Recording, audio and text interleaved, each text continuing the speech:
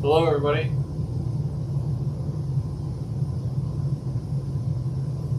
How's it going? We'll let some people get the message that I'm going live, which, I mean, normally I do a live at 8 o'clock, but we're going to go early today for 7 o'clock because it's quite a busy day. So I can start earlier. That means I can end a bit earlier, but typically we do go live at 8 o'clock. And this is Third Rail Thursday. There's an extra Thursday this month, so I thought I would take advantage of that, and I would do a second live to kind of do a follow-up from my last one, which was 2 weeks ago. So typically with Third Rail Thursday, me and a couple other guys, so that's N-Scale Dystopia. He normally does the first Thursday of the month, and then I do the second, and then M&M Rails does the third week. Because this is an extra week, I'm going to go again. And then next week we've got GVO After Dark. So I'm also going to say hi to the people that are here nice and early in the chat. I can see that more and more people are piling in. Everybody's got their cold beverage because it is spicy outside. And everybody's getting their seats and getting all caught up, saying hi to everybody. So welcome. Thank you for joining me today. Lots to talk about, lots to do, and I'm going to catch you up on some of the stuff that I've been doing around here the last couple of weeks. But first, let's see. I don't know if it'll do it. But let's see if it'll do it. It's the only thing I don't like. Oh, there we go. Okay, so now I can go all the way up. Probably not. Who got the Timbit? So Mike H.O. Trains gets the Timbits for today. Chris is super rich if he is using golden spikes. No. Probably not. It's a cool looking Go unit. Where can I get one of those? But Perry, you did that one for me. So just in case you don't know, I'm going to show you. This was the little promo thing that I had done this month. I always do like a fun little picture just for the thumbnail, and I like to set up little scenes, even though it's not a fully complete scene with ballast and all that. I do like to take somewhat of an action shot, and you see there that's an Atlas. That's one of the new Atlas MP36 locomotives, and they just released those like a year ago, but I think they just announced some more.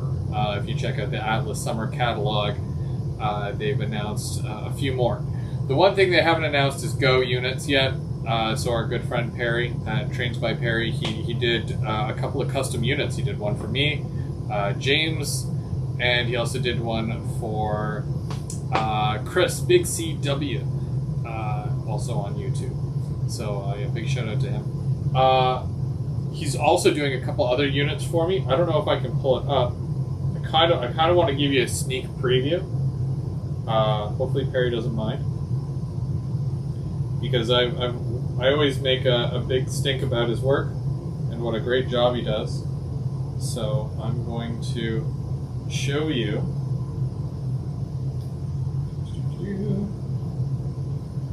This is one of my Bowser SD40-2 units in O&R.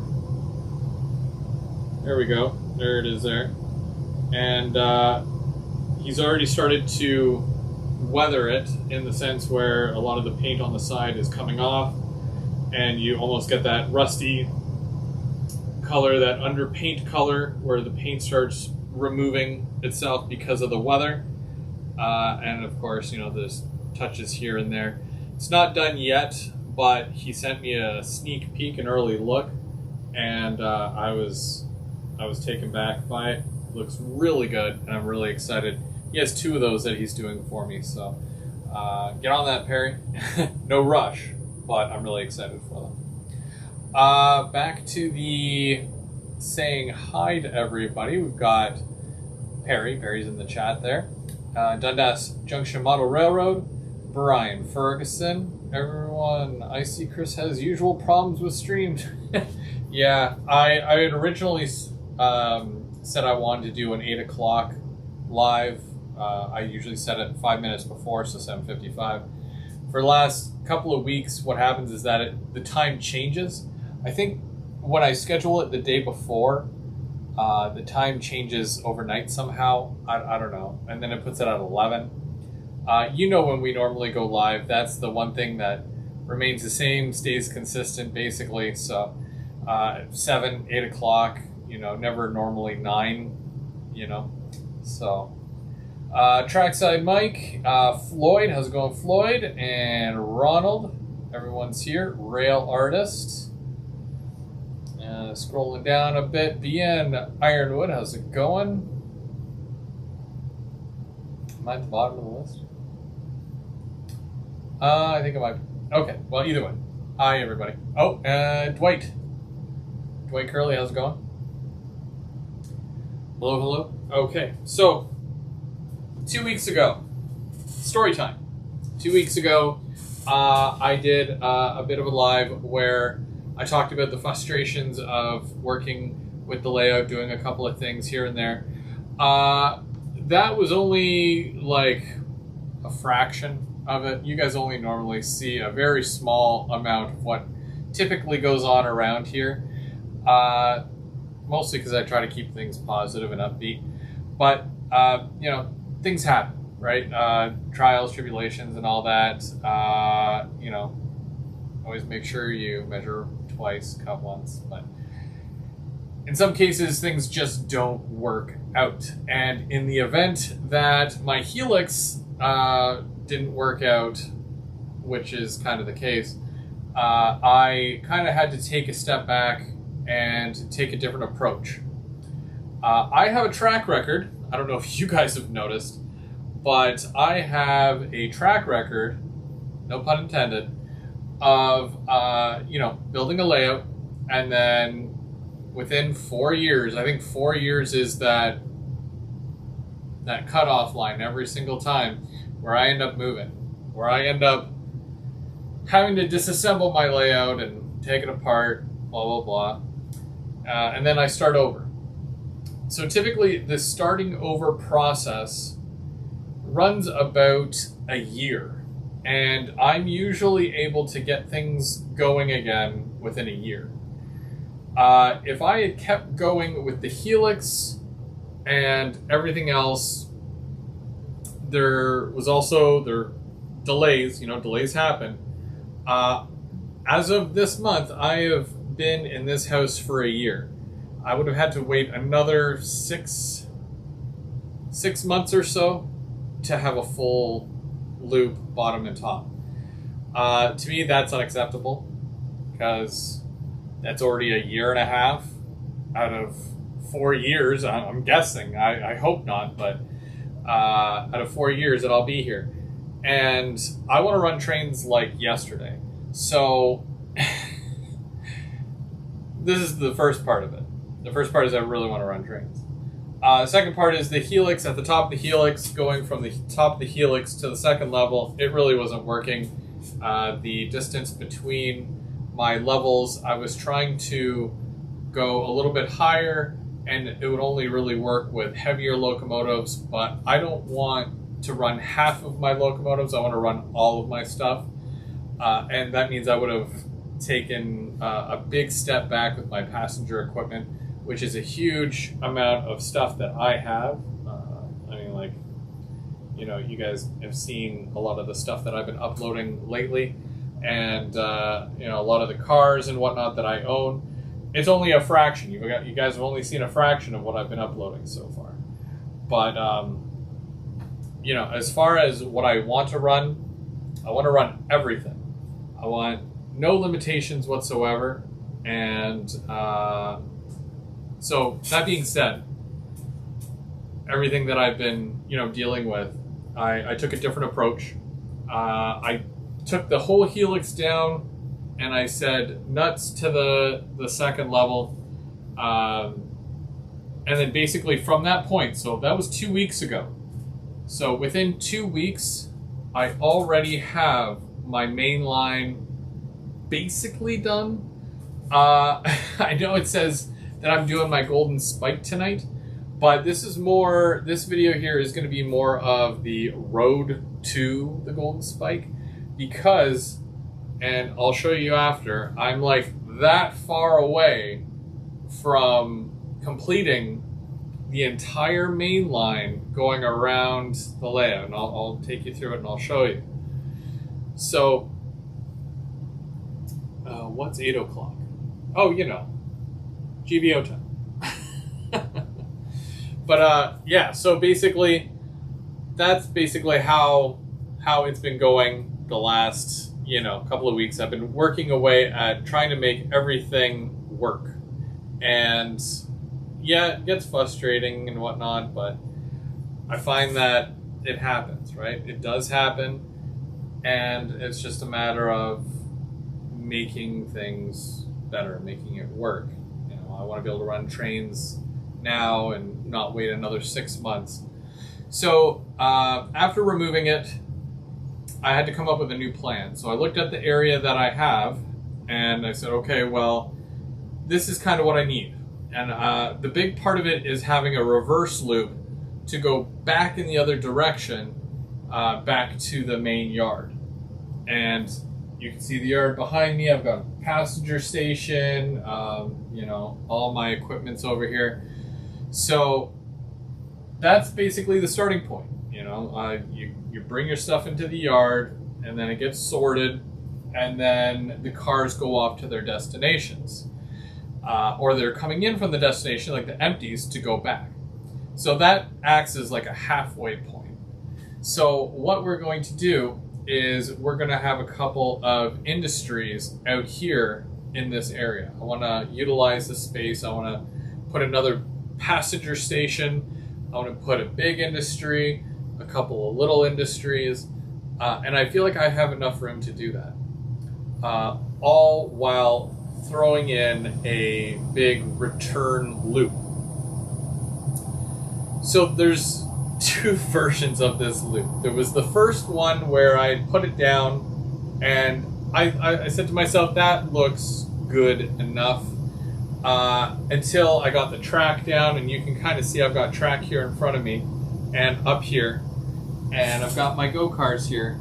Now these are some of the biggest cars that I have, at about, it's just under a foot long, but these are like the biggest cars that I have. And when I say biggest, I mean the longest. I don't have auto racks. I kind of gave up that dream a year or two ago when, I'm like, they're just so big, and you need to have a lot of space to have, those types of cars, where you can have a set of 5 of these, and then that's a train. You know what I mean? Where auto racks, I don't think, doing 5 auto racks, to me, it just doesn't seem like a full train, So basically what I did was I got the main line done, and I got the track down, and then the curve section that goes under. And I guess I should really show you what I'm talking about here. So let me turn this around here. Okay, so this is the wide shot here. We'll come back. So if we're doing right-hand running, the yard here, this half is the right side and this half is the left side, obviously. So everything comes in on this side and goes out on the far side. Going into the office, this is your main line. Right, so this is right-hand running, you're going this way, and you're coming this way. It goes out, and then through the portal, and then it comes up this way. So when it's coming up this way, this is your right hand for running forward. So you're coming up this way. This would be going this way. And this track will continue all the way around. All the way around. This is how far I am right now, from right here to right there. So like a number 7 and a bit away. All the way down. And if we're following the right hand running, we go down. This is a 2% grade. I made sure it was 2%. Into here. And then we go under this, which I need to put more support. It comes out through here. Comes out this way, because like, look at all this space. There's so much space here. So that means absolutely nothing coming out this way a little bit. I was thinking about making a thing come out this way, but I'm like, nah, I can do that later if I really want. But again, main line, and then it just goes back up. Links back up around there, and then comes back this way, and then we go back towards the yard.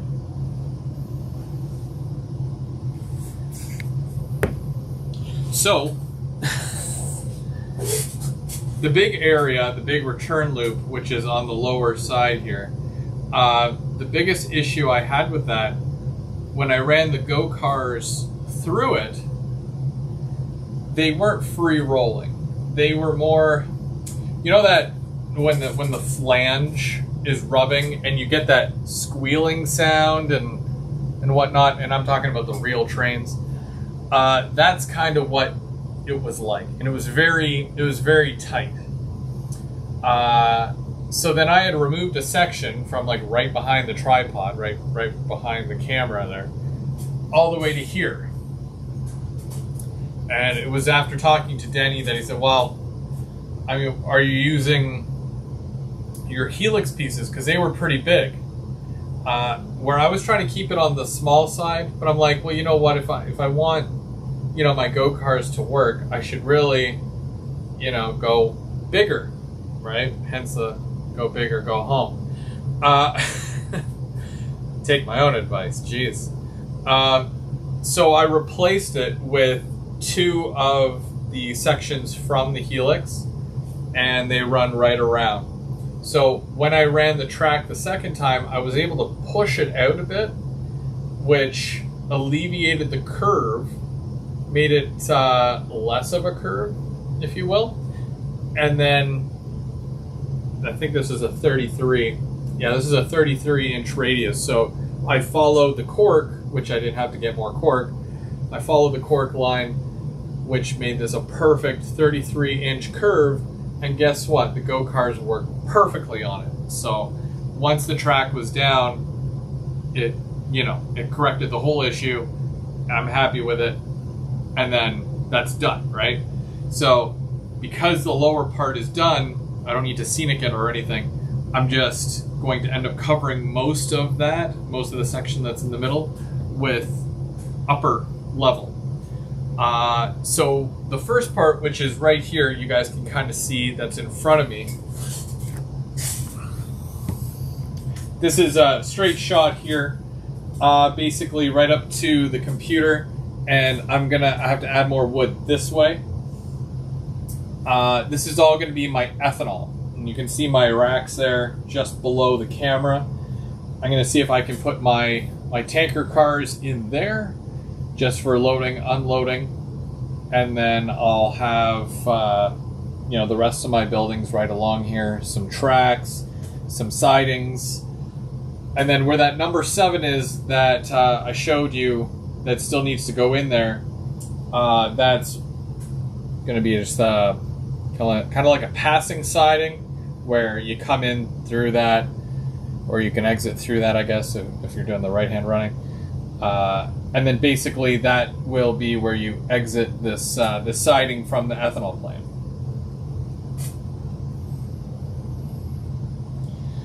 So far, most of the planning for the ethanol plant is done. And obviously I've been adding a lot more plywood up top here. Again, pieces that I already have. I'm not going to go out and, you know, spend more money when I've got perfectly good wood here. So I'm waiting on a couple of things. So I've got a couple of switches that are on the way, first and foremost, that are going to finish the main line. Like I said, I needed that number 7 over there, and I think I need a number, for code 100, it's a medium. A medium, which is the equivalent to a number 6, and that'll go over there. That will finish up my entire main line as it is. And then I just have to add my sidings, my industry lead, and whatnot as well. And then all the little sidings for the industry. And of course the buildings and whatnot. But that'll be the next industry to go in. I'll be using the backdrop, and I don't know if you guys can see this or not. See back there? I removed most of the top section of the layout over here. I'll show you after what I did with that. But I got to take that backdrop out, which has that perfectly good scenic picture, right? So first and foremost, I put my shop in the center over here. So this was my Whitby maintenance facility. I cut out a hole, plopped it in, put some supports on both sides, lifted it up. I had to wedge some wood under there just to kind of bring it all level. And that's where it's going to stay. I'm looking for a transfer table. I'll eventually find one. But I'm thinking a transfer table would be perfect for this, just for the fact that it would probably be way cheaper than a whole bunch of switches to go, you know, to all of these. Like, that's 9, and then I can do however many more sidings in this section. But I just thought a transfer table might be a little bit better.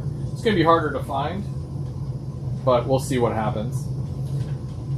And then I'll take the backdrop from in the other room, and I'm going to make a dummy wall right here to kind of close off the back section of the ethanol plant that's going right here, so you can kind of see the space.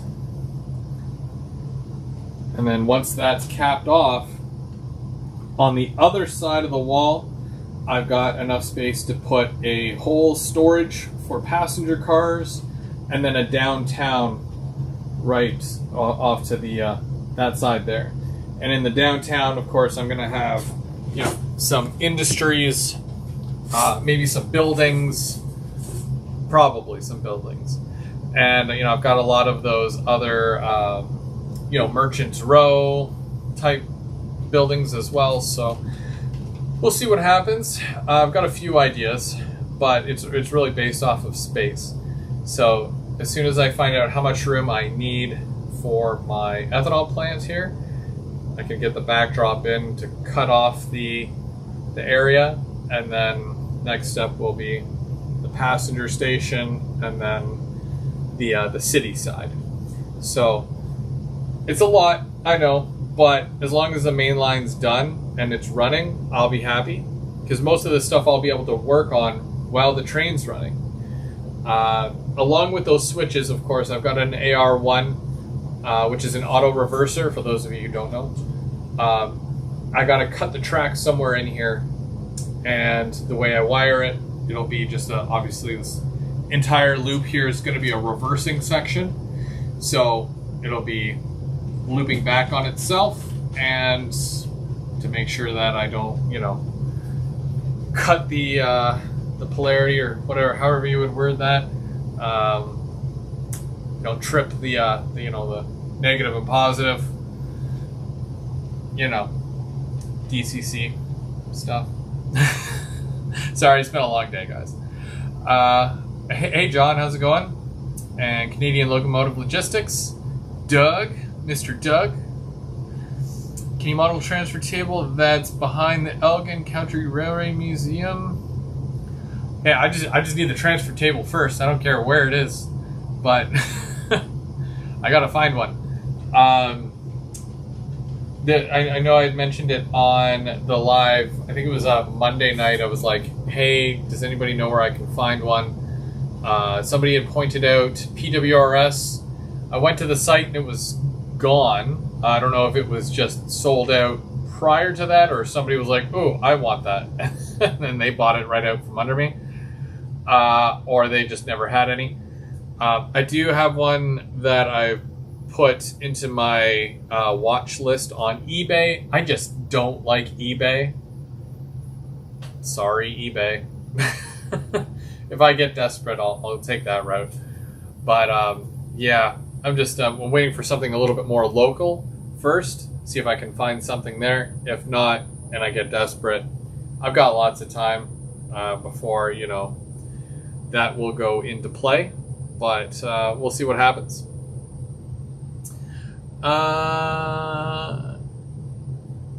Sorry all that the plans have changed. I can honestly say I'm not sorry, because when all this happens, like, things happen for a reason, right? I can wait another 6 months to run a train and I'll be completely miserable about it. Because I have been in my own little way up until this point.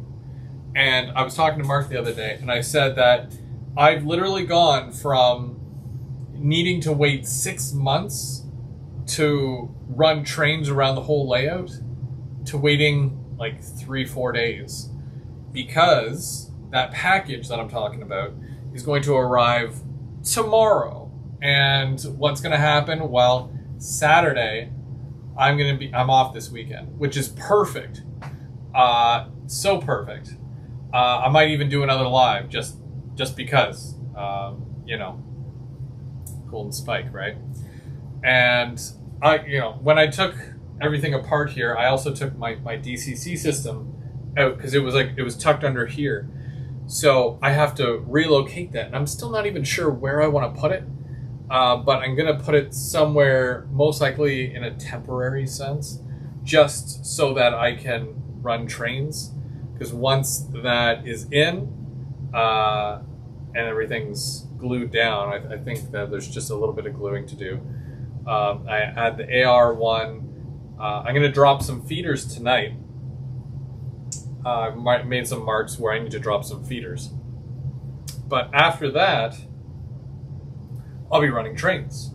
So by the end of the weekend, I'll be running loops, which is amazing, because I thought I would have to wait months before being able to do this, which is great. Hello, how are you doing? Good evening, everybody. Hello. Eugene, how's it going? Welcome. So, yeah, in short, I mean, yeah, it's kind of sucks. I wanted to do 2 levels, do like some extravagant thing. I'd rather run trains, if I'm being frank, which, I'm not frank. But, I'd rather run trains instead of doing some huge elaborate thing. And I'm still going to have fun doing it because, in this case, I'll be able to run all of my stuff. 6-axle locomotives, passenger equipment. I'm going to have storage for my passenger stuff. I already have a full yard for all my freight stuff. I'll be able to store my locomotives in the maintenance area. I'm feeling pretty good about it. And yeah, no worries. I don't think I have any issues with anything that's going on here. Yeah, I wish I had more room for more industries, because when you take away the second level, I had at least 3 or 4 industries up there that I was going to utilize the space and have at least an extra 4 industries. Down here, I'm going to have a major industry and then a couple of small ones. So it's just a matter of reshaping, I guess, how I'm doing things, how everything's going to go. but it should work out. It should work out. I'm pretty psyched on it, and can't wait to continue on and do more. Dan, how's it going, Dan? You can always add another level in the future. That's true. That's true. I don't know if I would. That's another thing with the Helix. So when you build something like a Helix, my thought process was, okay, well, I had a Helix at my old house. I will just take said Helix to new house and build it to fit that space in that area. Doesn't really work like that. I had to reverse the Helix, and then I had it turned another way. It wasn't good. And then, you know, the height between them, I was really hoping to be able to have my camera car run the Helix as well, so I'm not taking the camera off the car. So I was trying to make all these things work, and it wasn't working. And in all this time, while I'm trying to do all these things, I'm missing out on valuable train time. So I think that's a huge thing. That's you know, because I really do miss running trains live and all that. I know there was a lot of people that did like watching when I did do that previously with the old layout, where you know, I just put some trains on, let them go around, and you guys just rail fan. You know, kind of like that. Dennis, oh yeah, maybe when I own a house. I'll tell Stephanie that it was your idea. How about that? That way I'm not the one who gets stabbed.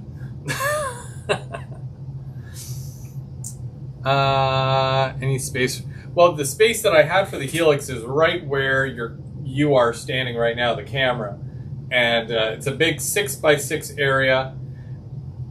That's where the Helix was, but I had it going up almost 3%, a 3% grade. So by the time it got to the top, it was like, you know, and unless the train, because I tried it with all my trains, only my Gevos worked, because they're really heavy. But all my Go stuff, nope.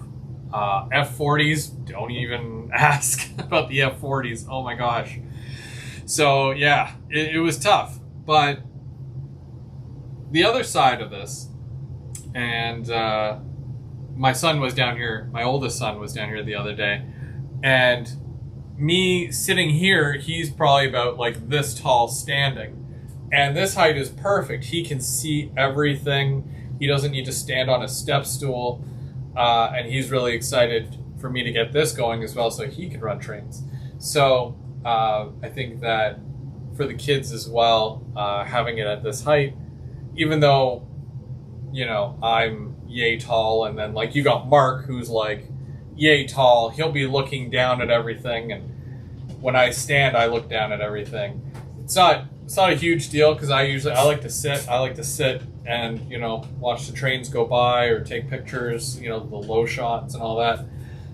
I don't mind the height of it.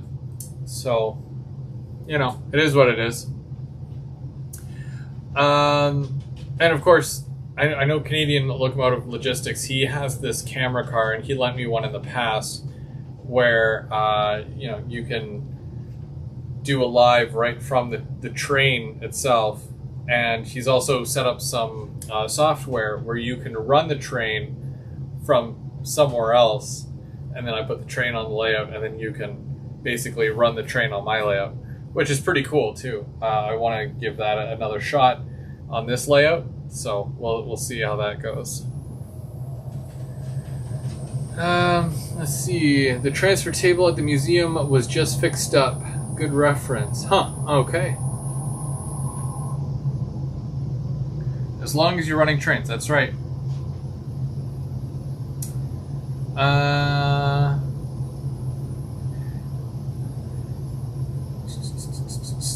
What about the Lego layout? So, with the Lego, so even though Landon gets really excited, or I should say Hopper, when Hopper gets really excited about the Lego and whatnot, it's for a very brief moment in time. And then he gets busy doing 50 other things. And in September, he's going to high school, which he's going to be busy with 50 other things. And then another 50 things on top of that. So he doesn't really come down and touch anything with the Lego. And he was kind of disappointed, but at the same time, he's like, well, you know, once all that's cleared, because a lot of the stuff that's up here, like track and there's foam and whatnot, a couple of things that need to come down onto the layout once the layout's done. I said I would put the train up here, and it gives them actually more running space, because it's a lot longer of an area than what here is. So he said that he wants to do a thing up there where, you know, the Lego train, because it's a lot bigger, but it's like back of his mind, basically. It's not a huge thing right now, so he's not too disappointed. Hey Floyd, how's it going?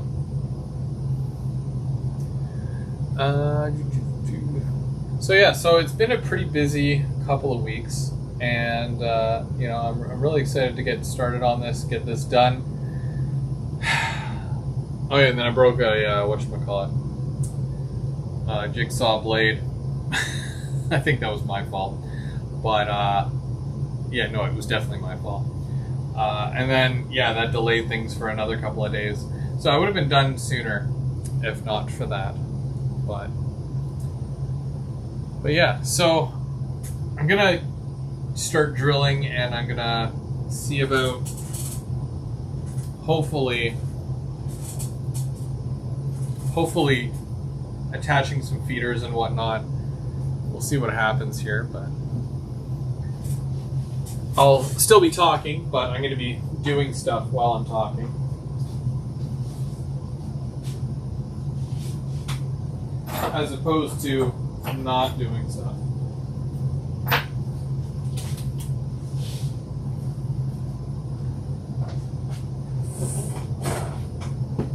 I still have lots of cork left too. I'm surprised I still have lots of cork.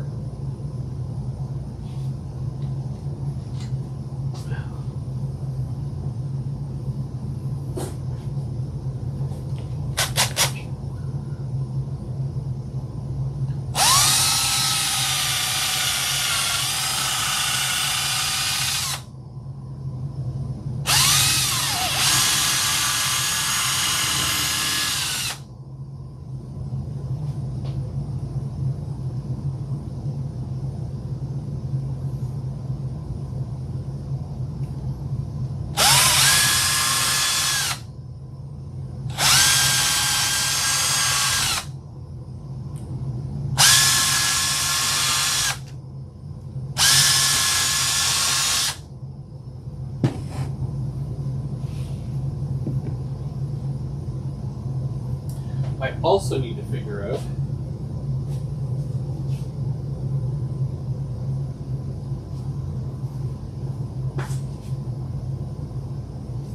so this is really cool. So when you have an elaborate layout, or layout goes in all sorts of rooms and in wacky patterns, it's always good to have a wire buddy. This is my wire buddy. It's just a normal boxcar, as you can see. It'll work with anything. I just chose a boxcar. On one side I put red. On the other side it's going to be white, because I've got red and white wire. And then what I do, I locate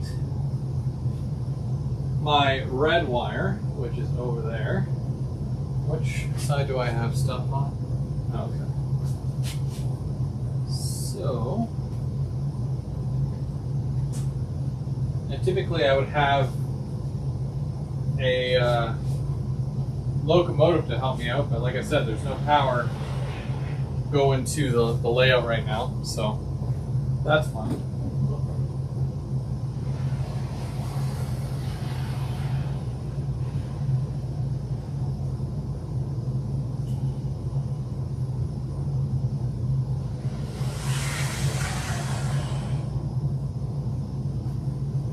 Alrighty, where is it?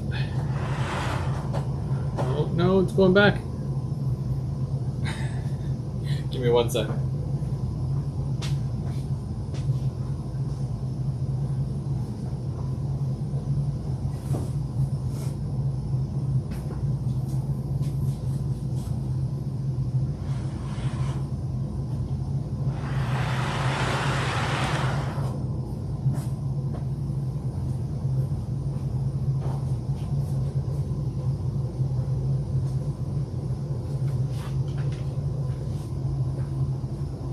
Okay.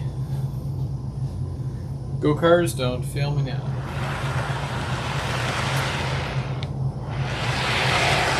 So here we go. At the end of my little train here, you can see the red. So every rail on the inside, we'll call that the inside, is going to have the red wire, where the outside is going to have the white wire.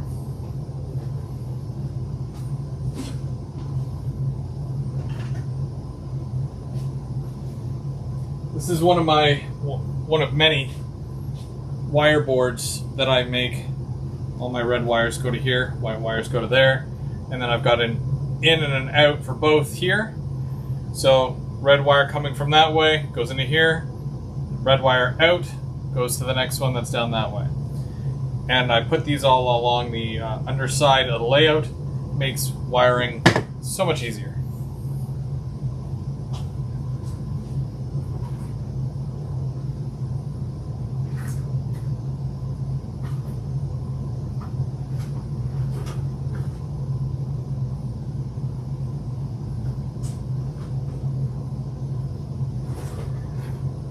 Got my whole box of wire here too. I've got so much wire from the old layout. There's a bunch of white wire.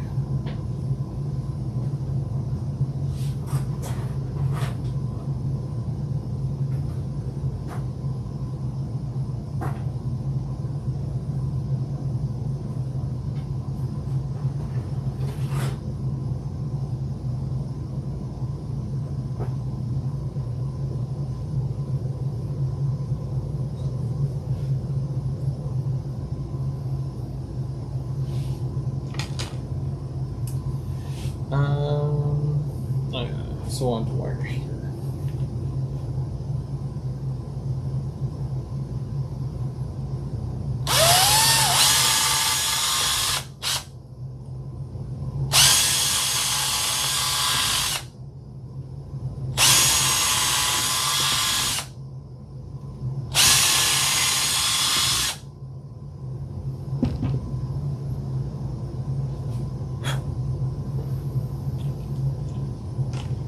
I also have to be careful in certain sections here because the obviously the track runs underneath, so I don't want to put any wire coming down right where the rails are for obvious reasons. So you always have to be aware of that stuff too.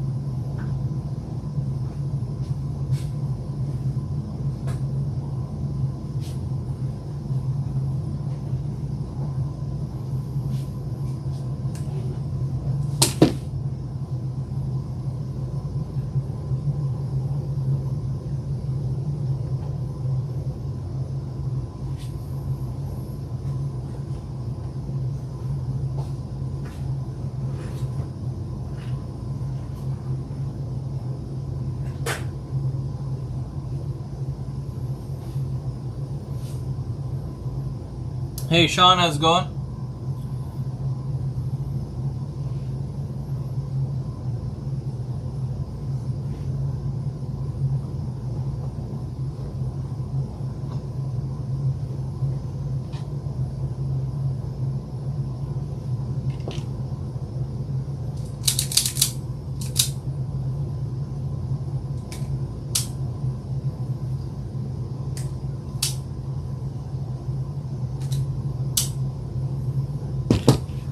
Oh gosh, you guys can't even see what I'm doing here. There you go. I gotta adjust that so I can see that. Awesome, Possum. How's it going? Brad, you're gonna have to come run some trains sometime.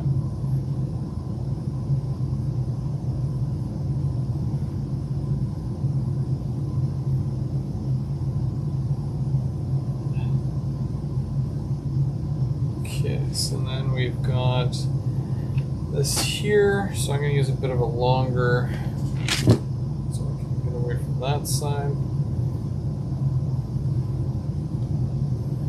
And you always got to remember all 3 points of every single switch. If you're putting in a switch, you gotta make sure all 3 points of that switch are all wired with power. You definitely do not want any dead rails. Now these are supposed to be Unifrog, so I don't have any of my frogs powered, but the way it is, it's made so that you can if you want to. I just don't.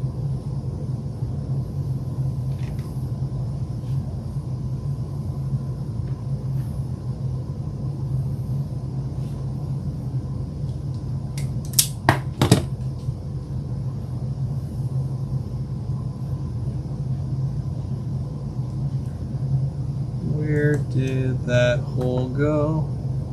Oh yeah, I think it was before that.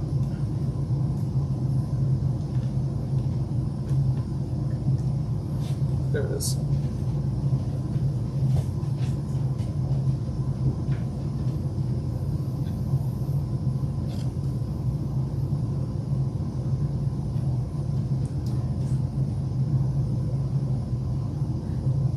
You guys are saying that there's going to be a severe thunderstorm. No thanks.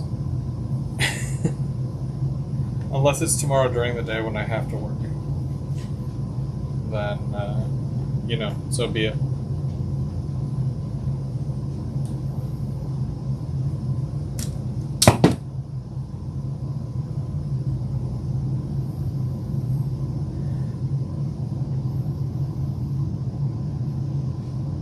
Okay, so I need 2 more wires that are a decent length. That seems like a decent length.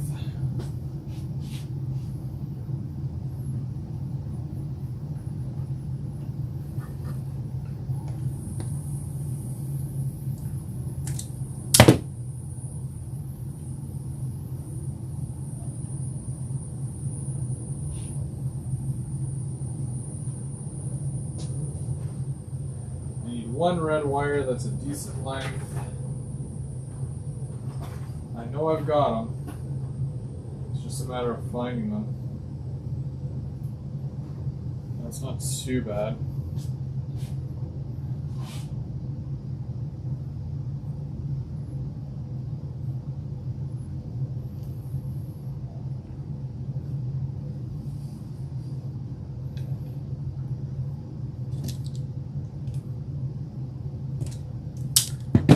I've even already started thinking about different scenes that I can do, like, you know, as far as scenic stuff. And I'll show you what I'm thinking. So for this lower section here, I'm going to kind of show you here. So this lower section, you know, it's a single track that comes along. You know, it's going to appear here from a tunnel and it's going to disappear there into another tunnel. But what happens here, right? So I found this picture, and it's an area in Toronto right by Lakeshore, and I'm going to use this as reference. Bear with me.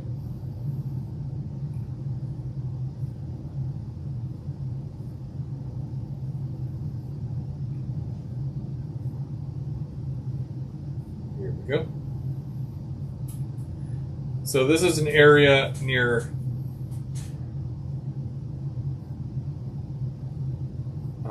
Lakeshore, and yeah, there's multiple tracks. I know I only have 1 track, but I'm probably just doing a extremely reduced version of this where it's just the one track that you can see. And then of course you've got all your, you know, your trees along there. So that'll block whatever I have going up on the top here a little bit. So it kind of separates the two scenes. And then you've got the hill that kind of rolls up to it. And then you've got these neat little, like they're like, I don't know, sponsors or something. You know, sometimes it'll be like TD Bank or Scotia Bank or I think that's Manulife Financial. You know, lots of different. Yeah, it's near Sunnyside. It's just off of Lakeshore. So that train, if it's going locomotive forward, is heading towards Union Station right now. And when you look, like if you could look to the right, then you would see the Lakeshore side of things. And there's also the highway passes right by that as well. So that's kind of neat. And, you know, I like that scene. I like the picture. There's the flags there, you know, with the trees in the background. I just think the whole thing looks really nice. So that's kind of going to be my inspiration for this this lower level here. I know it's a little ways off from being able to do that, but that's how my mind works. I'm like, well, what am I going to put here? What am I going to fill this with? That's what I'm thinking.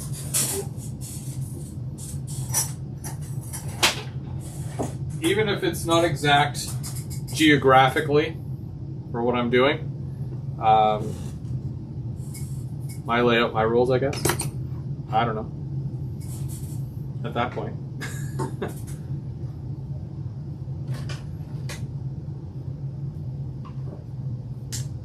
But I haven't seen anybody kind of emulate that before or duplicate that. So I think doing a smaller version of that would be kind of cool. There's my solder. Do I have... There's that. I also need to start putting in my ties as well. All the whatchamacallit, sleepers, the missing sleepers.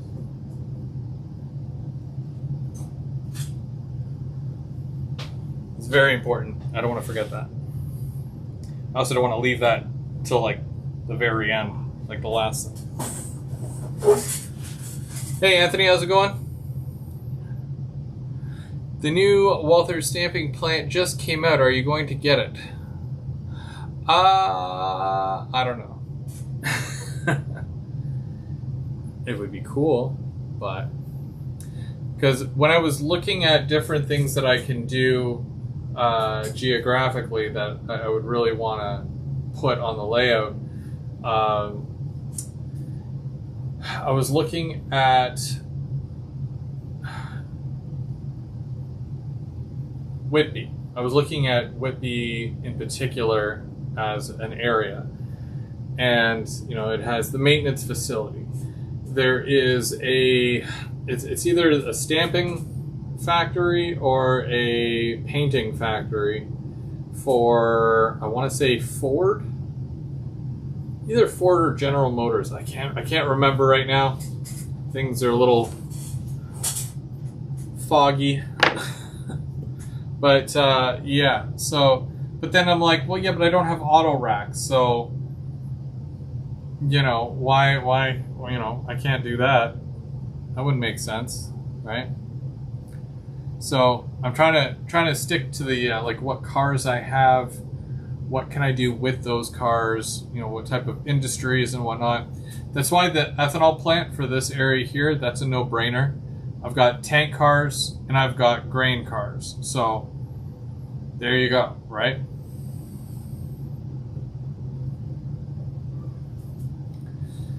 But yeah, it's just one of those things. So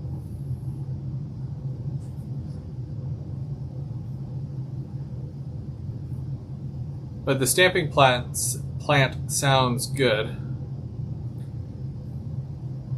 I would have loved to do like steel, like the steel mill, Hamilton and whatnot. But again, not really enough space for that. Eventually I'll be able to use my steel mill. I have one, but I can't even use it. It's not even done being built. I think I lost that momentum when I realized that I didn't have space for the steel mill. I just don't want to get rid of it, because I know I'll never be able to find it ever again. At least I don't think Walthers will be re-releasing the steel mill anytime soon.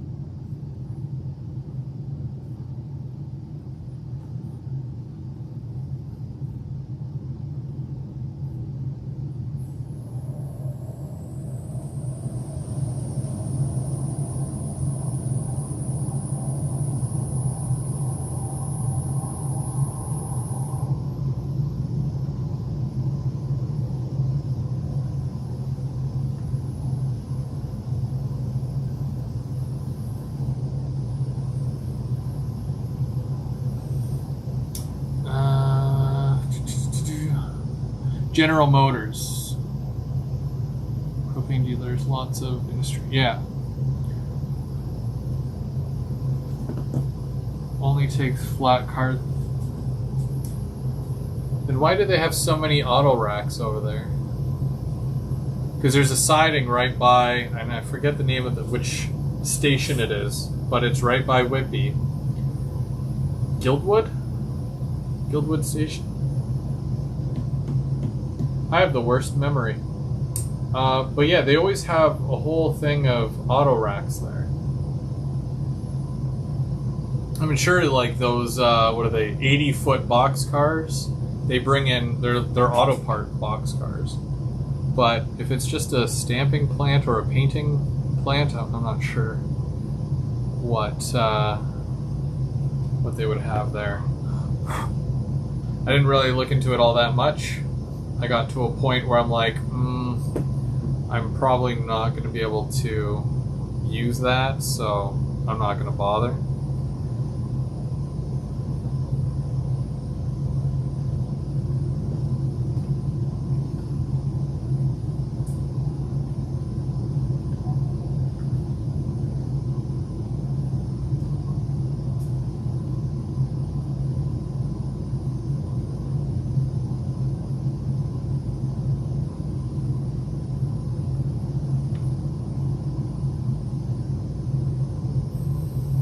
Oshawa Station. Yeah, Oshawa. CN and CPU, which crosses over the 401. There you get the GM plant. That's probably what I'm talking about.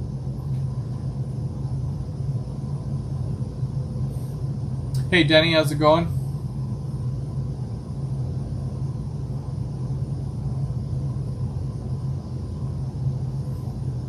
I have been on top of a stamping press. That's no place to stand, Jinx. Why would you stand on a stamping plant? This guy living dangerously. Yeah, I ended up starting a little bit earlier tonight, Denny, as timing is not on my side today. I had to go into work, like into the office. So I was downtown, but the last time I went downtown, I know I've had this conversation with some of my friends before, but downtown Ottawa, if I start at 10 o'clock and I drive downtown, by the time I get there, there's no parking left, like anywhere.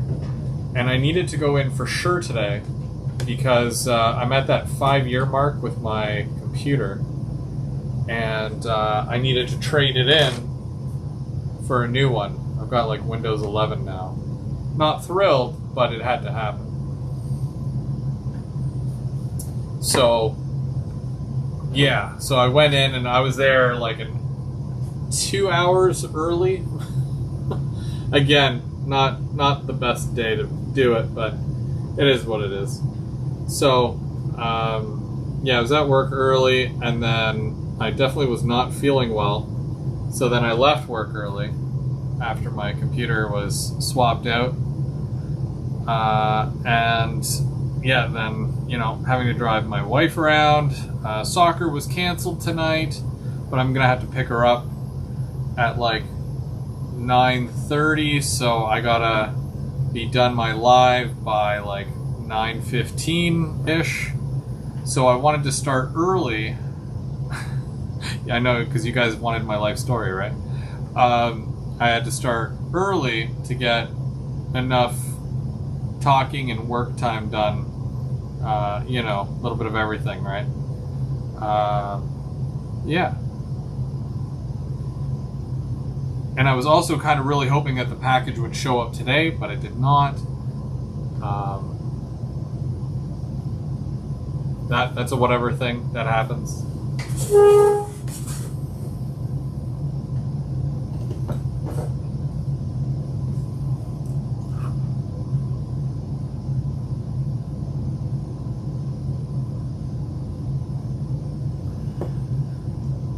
That was what I'd call wishful thinking.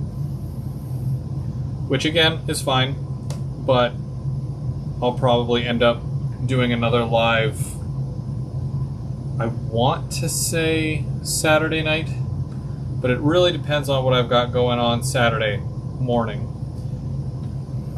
If I can get right to work and start gluing the things that need to still be glued, fitting things in, soldering, whatever. Like, I don't want to rush it, you know? But at the same time, kind of want to get my mainline done. And then it's just a matter of hooking up my power and testing. And if that's the case, then we'll do the Golden Spike Saturday night. So in 2 nights.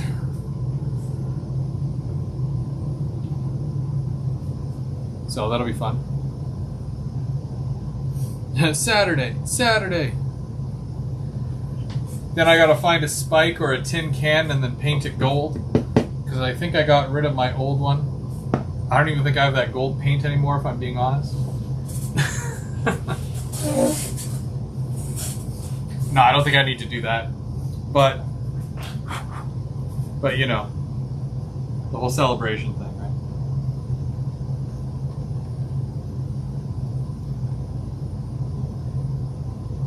I'm still amazed that I went from, you know, waiting 6 months to 6 days, basically. Because by the time I sorted everything out here, everything was good again. And, yeah, it's just a matter of completing that one little section. One little section. That's all it's going to take.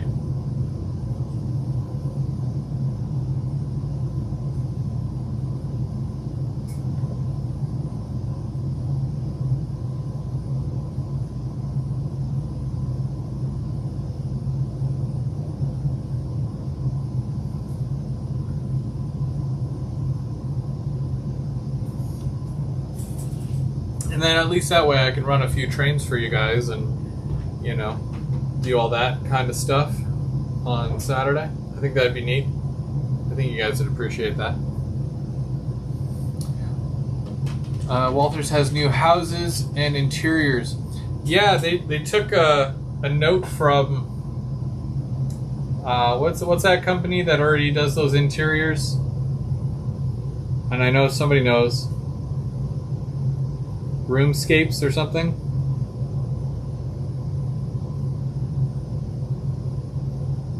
Speaking of Walters,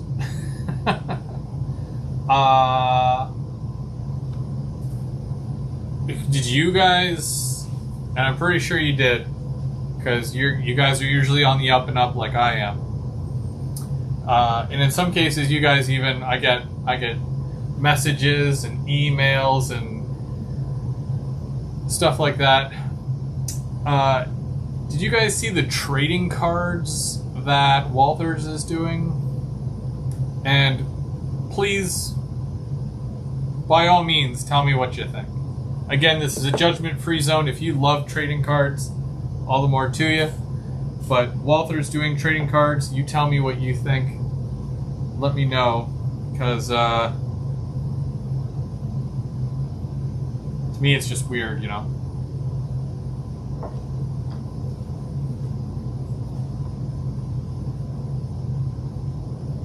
And there's definitely been mixed feelings. I'm not the only one, but I'm interested to see what you guys think.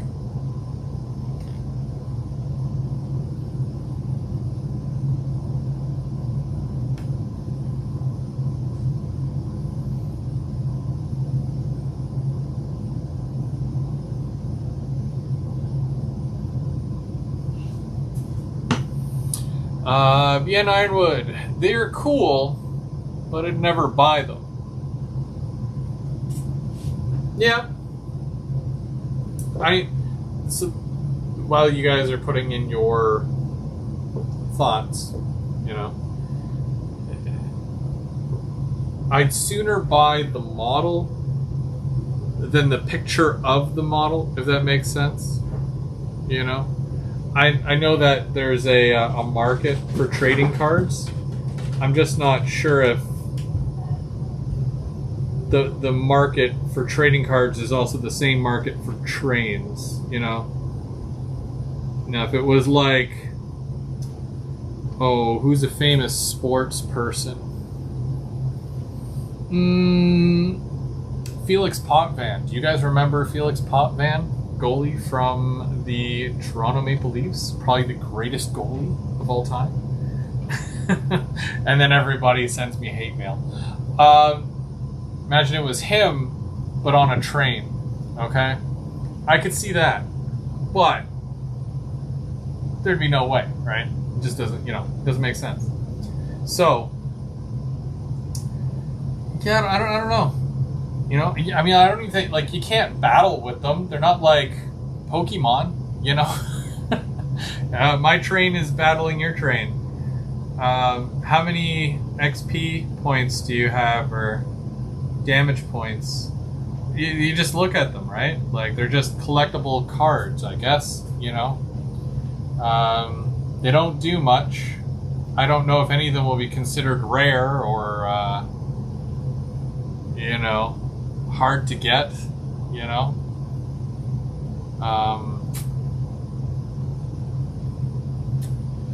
Felix the Cat Potvin, that's right. You guys do remember, yay! I'm not alone.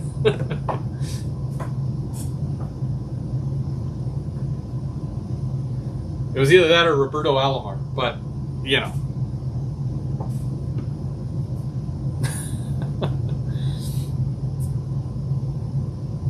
The trading cards include people and landmarks. Yeah, probably, famous engineer type people, most likely. I saw some, for the pictures that I saw of some of the cards, there's some pretty obscure looking locomotives. So those would probably be the neat ones to have, but I think for the kids that can't afford the models, that might be who they might gear it towards more. It's hard to say. And I can say this as I don't really consider myself a YouTuber, even though we're doing this on YouTube right now. There are groups that do, those you open up the package and then you look at the cards to see which one you get and if there's a rare one. Again, I don't think there's going to be any rare train car,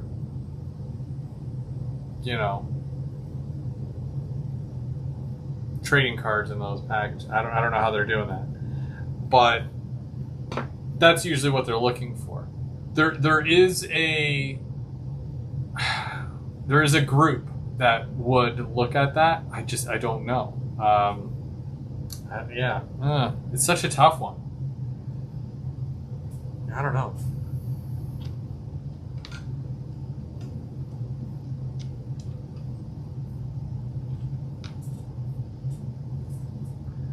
It's almost more niche than Railroad, the hobby itself.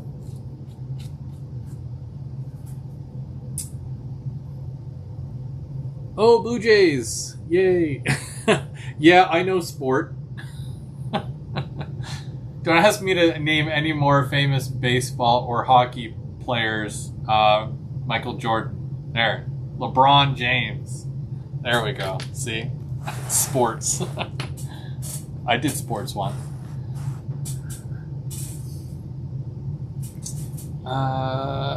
Trading cards of model train YouTubers?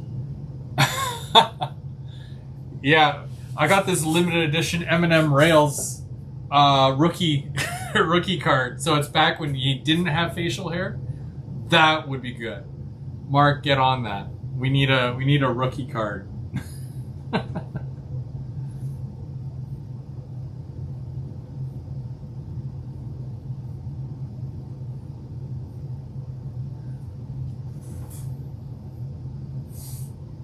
Will there be a piece of stale gum? Gosh, I hope so. For me, that was the best part of opening up the pack of cards, was the piece of gum.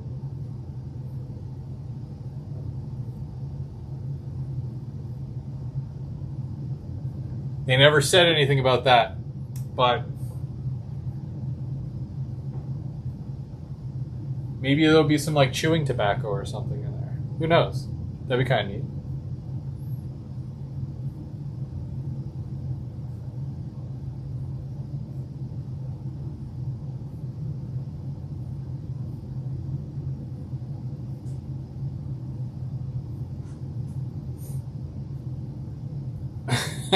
M&M is the stale gum. You get a melted M&M inside the package.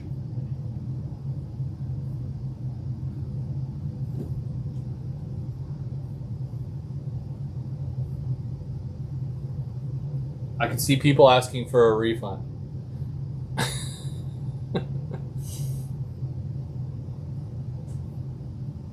I don't know. Yeah, that's weird. I don't know where he is. I think he was in here earlier. He didn't get the Timbit, so he left. He was sad.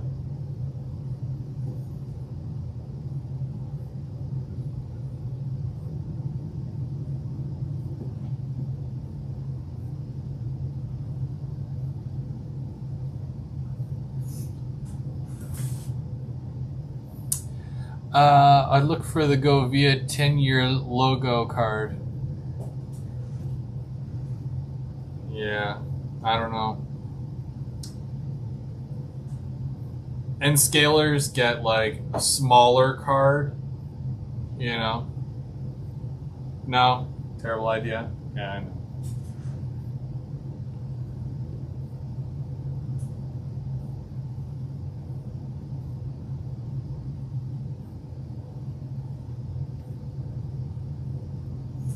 I think a lot of people were thrown off by the because it's like Icons of Steam or something like that. That's what the name of the trading card thing is. I can't remember. It had to do with Steam or something. And then people were like, "Oh man, they're gonna start releasing Steam trains." Nope, you're getting trading cards. And people are like, "What?"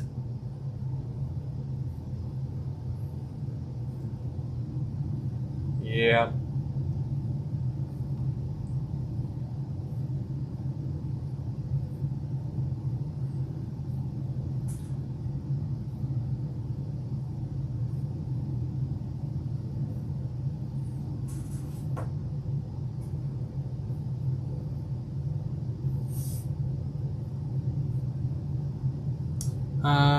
Hopefully making cookies.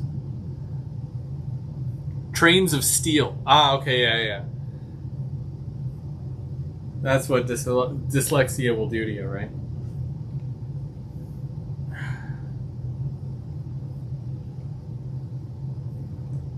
See one thing and I'm like, you know what that says?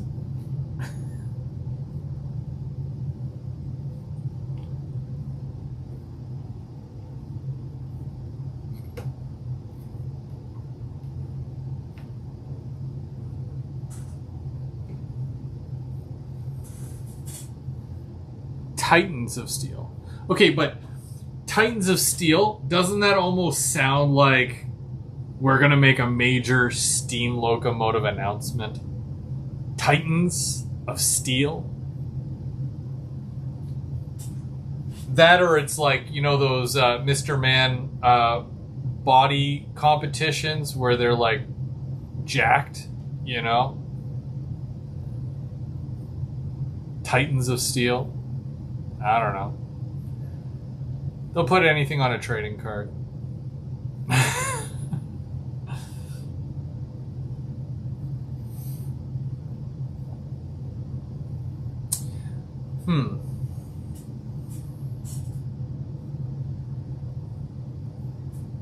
I might have this entire section done by the end of the night.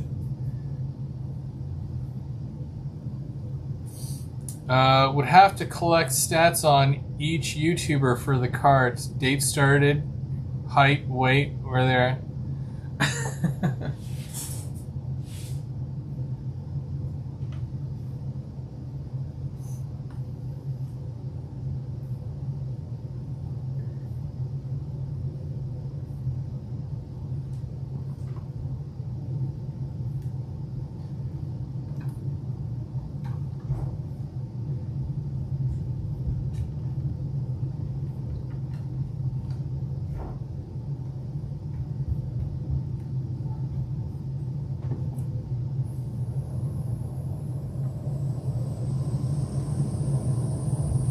I have one more to do. And then the section here has all feeders. Which is good, because one less section to worry about. I have to skip a section because of the fact that that track is not glued down yet over there. But I can do over there, and I can do over there. So I should also split the track where I think that the reversing loop should be, which I'm probably going to do either over there or over there. You can't see where I'm pointing, but I'm making a mental note of it. So for what I did order as far as switches, so AR1, you know, for the reversing, and then I've got enough switches to do this industry to continue around, and then that's basically it. Because yeah, switches, I don't know if you guys have noticed, but switches are not cheap. They are not inexpensive at all. So I wonder if the direction of the pack of cards is as good as their kit direction. Yeah, well, some are better than others. Some are definitely better than others.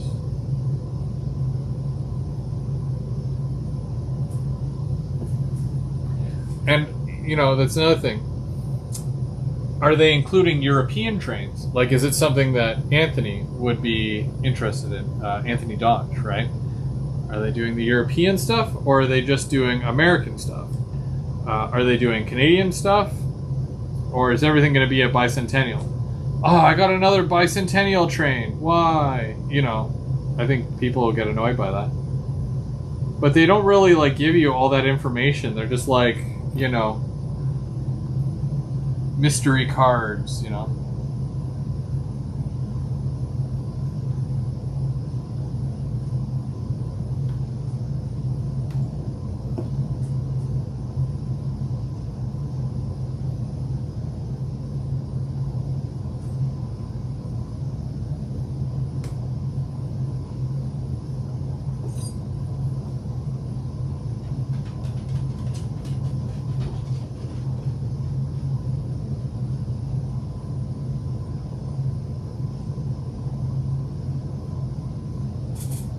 Okay, so these wires are good.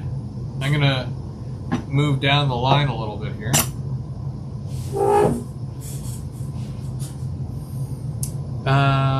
Walthers were smart.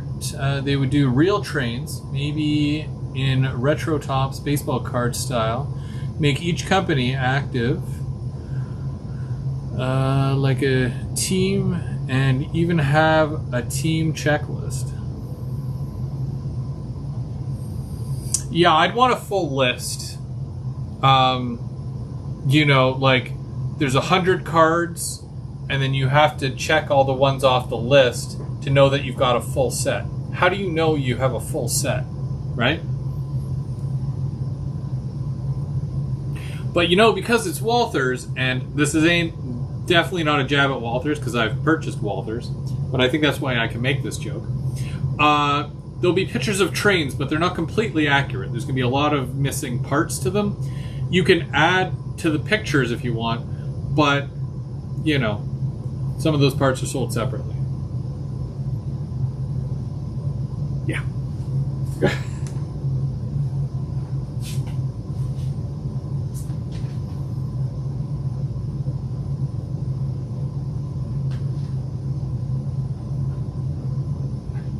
It's like, it'll be a train, but there won't be any grab irons on it.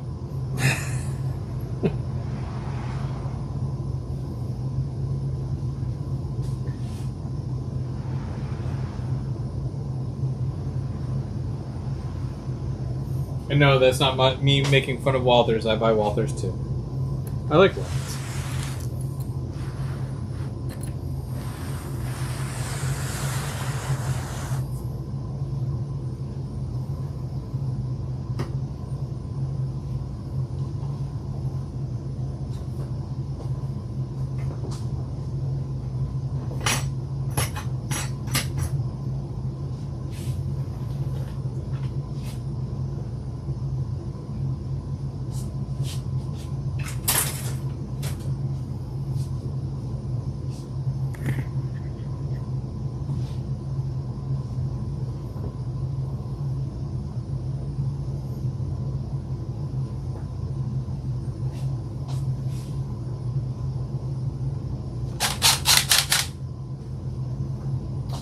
Where is the next section? So that's not glued down yet, so I can't do that.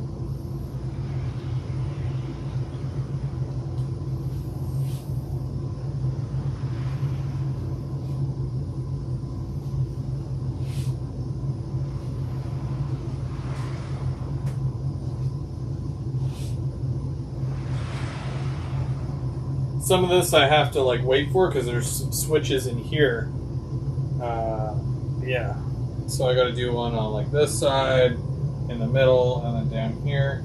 But then I think the next one I would do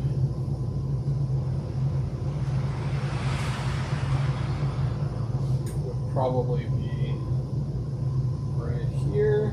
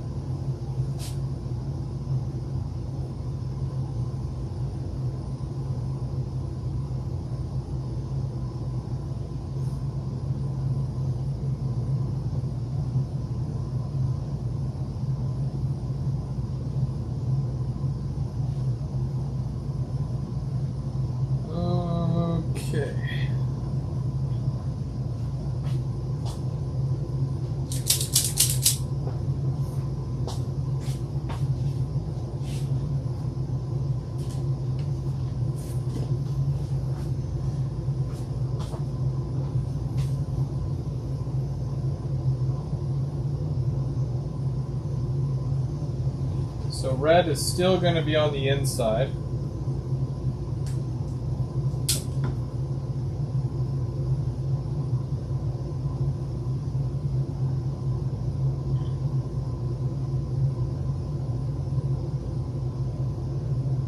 By the way, I took a whole day to just clean. I cleaned and cleaned, was such a mess. I felt very, very accomplished after that. Did so much vacuuming.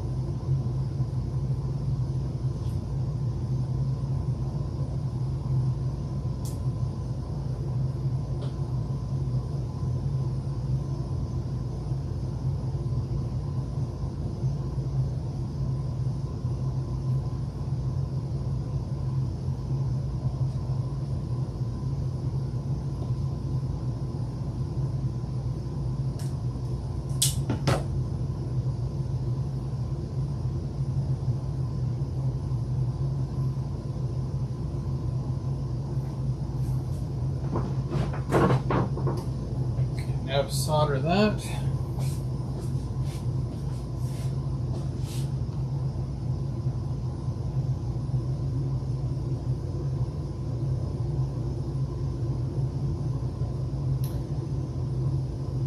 Yeah, well, I mean, the problem, and I know most people know this with, doing the whole model railroad thing, it's like, you spend a whole day cleaning, then the next day you do a project, and then everything's messy again. So, yeah, there's that. I find that when I make a mess, it's usually I'm cleaning up one area, and I clean it up by moving that mess to another area. So there's that. But, there's probably worse things that could happen. I don't know what they are, but I just try to look on the bright side,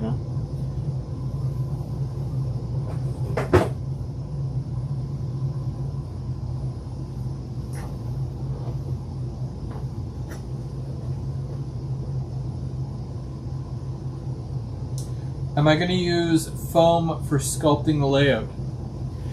Depends on the area. I really want to try, that stuff from Woodland Scenics? Shaper sheet? I don't know about you, but I really want to try that. Even if it's not the whole thing, I want to try a small area just to see how it is, see if I like it. But, I do plan on using foam, and I like to use plaster cloth. Like, I've got boxes of this stuff. Right, I've got brand new boxes that haven't even been opened yet of plaster cloth. I bought it for the last layout, and then I stopped. Like, I did a hard stop because I'm like, oh, no, we're moving. So, I have a whole bunch of stuff that I saved.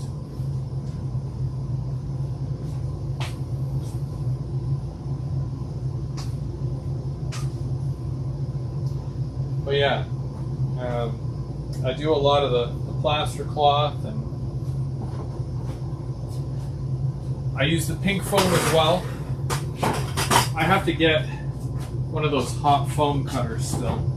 I don't have one yet. Something I probably should have got a long time ago.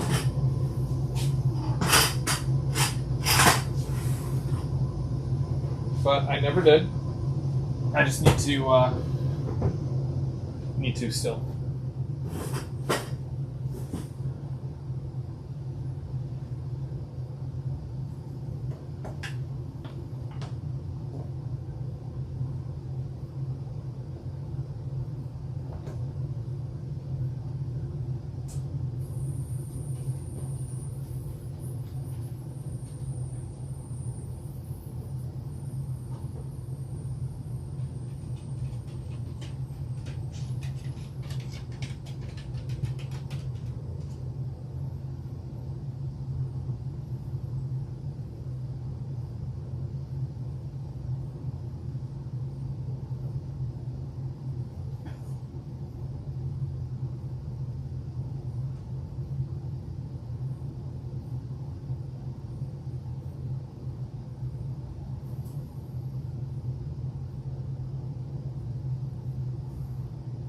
So the question is, if I do Golden Spike thing Saturday. Would you guys want me to do a live for that?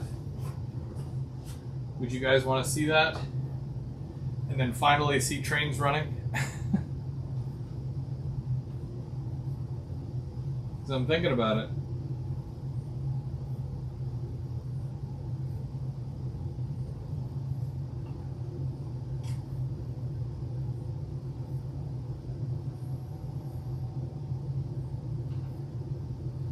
Oh, I didn't bring that thing over. There it is.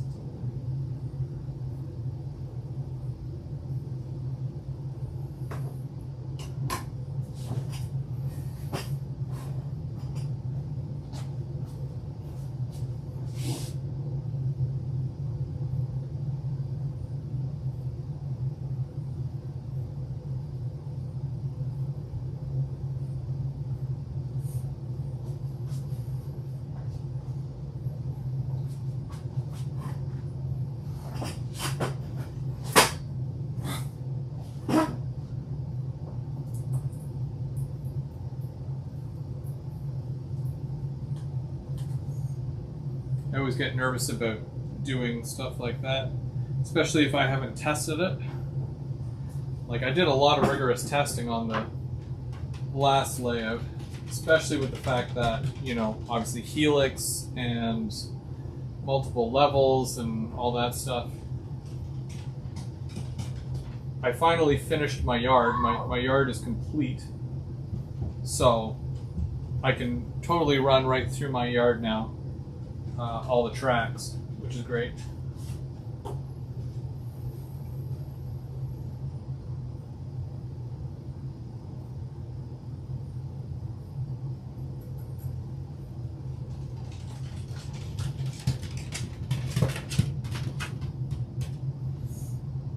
Little by little, it's all it takes. And that was just the only reason why I was able to finish that was because I have so much extra flex track. I still do. That's why I can do a lot more, like, you know, add a yard and whatnot, a second yard or something. But yeah, so I'll be able to do a bit more even after I get the main line going. I can't wait to do the scenicking for the whatchamacallit. The facility there.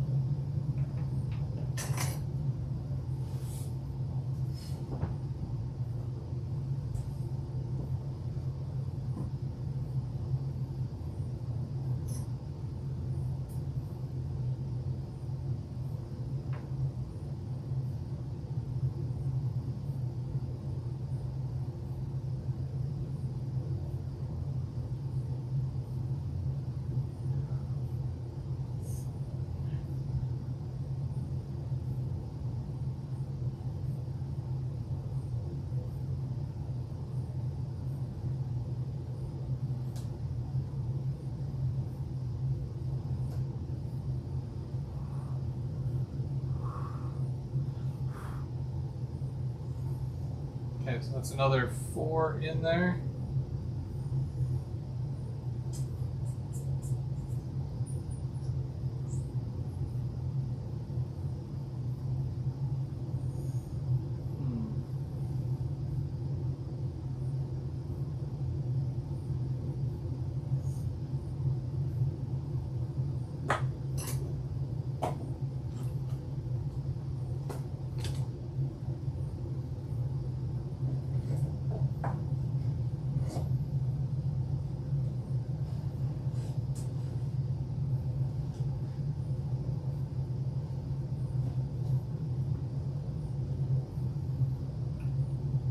Probably don't need solder right now, so turn that off.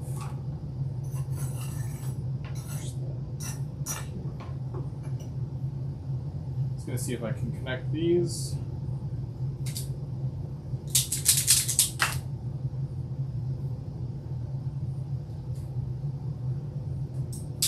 Oops.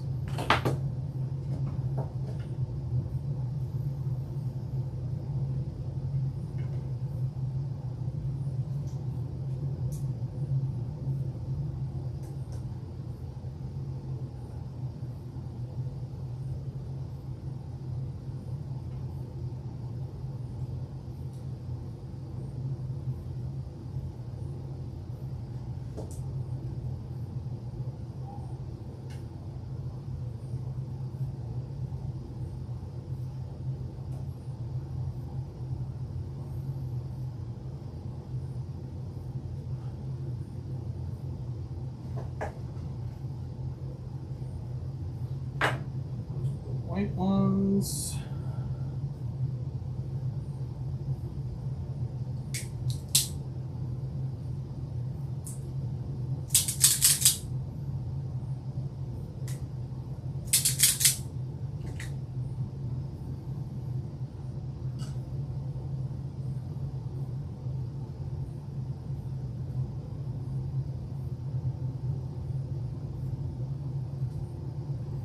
Now the cool thing is that I didn't even have, like when I had my Helix up and the whole thing was wired, I don't have, or I didn't have at the time, power wire going from the main bus there into the office, because that's the way the track goes. So any power that was happening on this side of the layout, that means like the entire yard and everything, was strictly going through the rails. And then from each rail through each bus that I have connected on that end. Because the bus from here was not connected to the bus over there. So that's how I know that my solder joints are pretty good.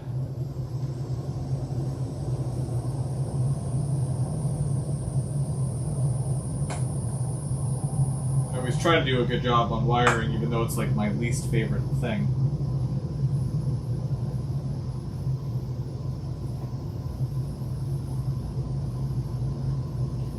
So I'll just tuck that in there. There we go. Okay. So that's one.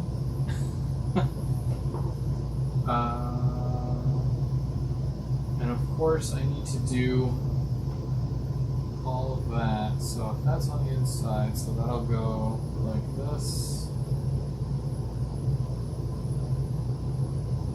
And that'll come back. So when I go to do the reverse section, I have to reverse the color. So instead of it being red on the inside, it has to be red on the outside. That way, train going over, it triggers the AR1, and then it'll be good. And I don't need too many feeders for the middle there, because it is a reverse section, so, you know, just the normal 3 feet, 4 feet, and then drop a feeder, carry it on, but it's all going to be set as a reverse loop. I'm just not sure, because I marked it here, and then from here, going this way on both of these tracks is the reversed loop. So it means I could run a pretty long train in there, unlike this end here where, you know, I can run a standard length.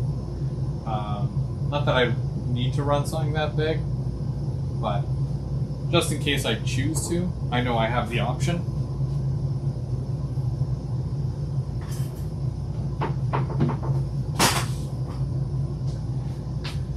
Of course, the other thing that I need to do is finishing the lighting for the underside of the layout, because right now the lighting is up on the roof and I wanted to move that to the underside here, going right around. I need to rebuild the little module for here, and then I'm going to put a valance or a fascia, a top fascia / valance thing around the top part of that, whatever you want to call it.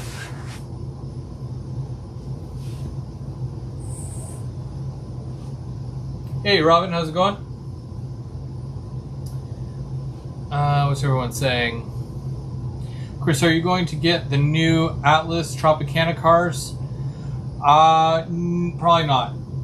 I do want to get the Rapido refrigerator reefers, the O&R ones. I do want to get those with sound, possibly, but that would be the closest thing. Whenever I see it, I love the Tropicana ones, but it's so Florida. I don't see any of those up here. So, where did you see that? Or what's that mean? Pre-orders of ST40s. I saw a post that Bowser canceled all pre-orders. That's only through Horizon Hobby. Horizon Hobby is like a store. So basically all that means is that Horizon won't be carrying Bowser stuff. I saw that too and I was like, why? I think that was mostly my, like, why would they not want to sell Bowser? You know what I mean? You fools!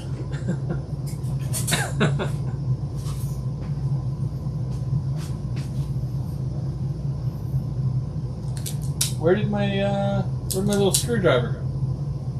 Oh, it's over here. Duh. Can't keep track of my screwdriver.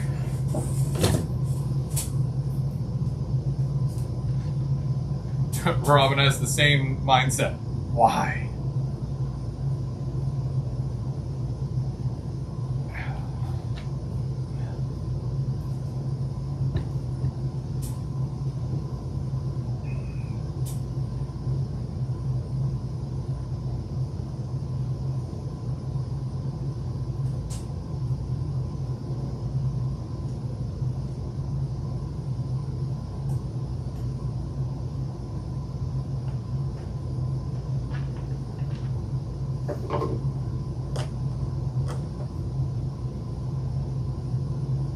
Overworld. You know, it's funny when they say it's always in the last place you look. But it's like, when you find it, you don't keep looking for it anyways. So obviously it's the last place you look. I'm not going to keep looking for it once I've already found it. Jeez.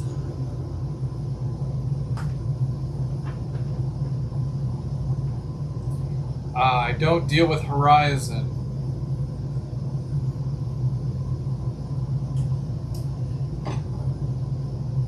And I find that with situations like that, if they're gonna keep losing or parting ways with some of these big manufacturers, they're gonna be missing out.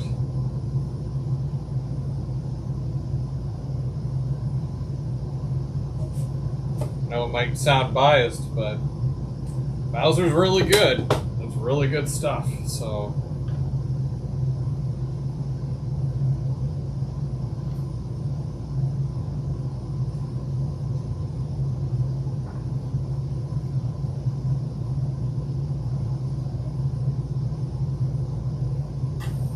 Hey Timmy, how's it going?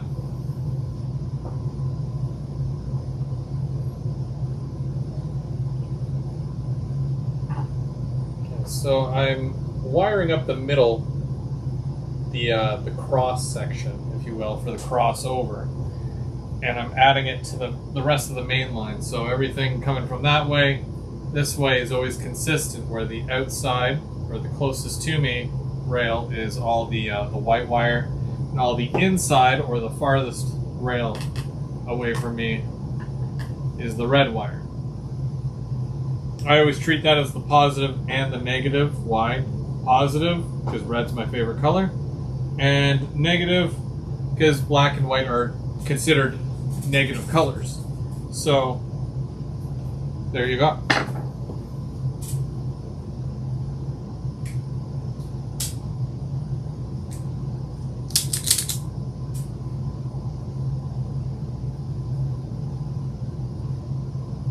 That way I never forget. And if I do, then I'll just start over like I always do.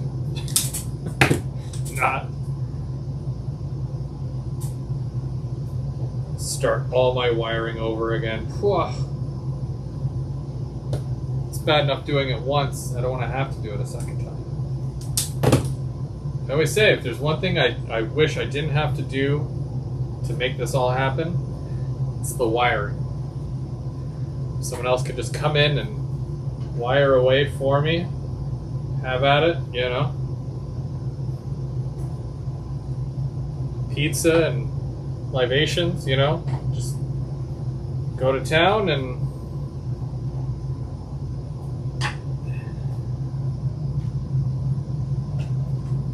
it's just so I don't have to worry about it or deal with it. Like ever. Ever again.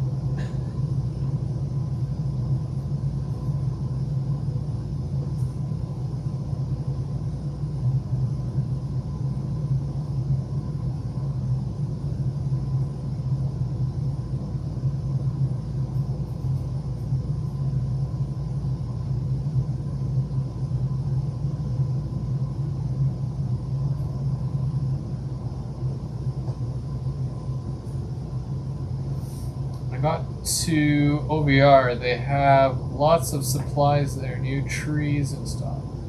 Yeah, those trees apparently went really fast.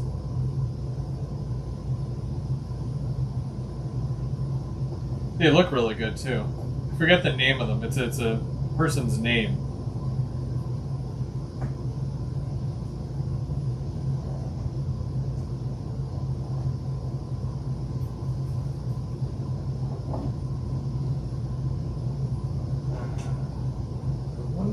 If okay, so I could probably I can attach this here and it'll be hidden behind the curtain that I'll have here, and then all this wiring can just go back here. You won't see any of it,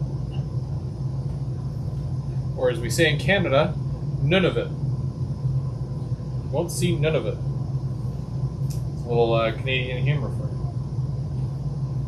I'm here all week.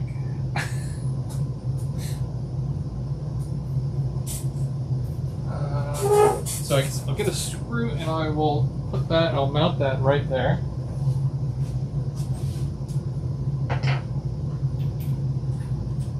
Just while I'm thinking about it, because I'll probably forget it, and then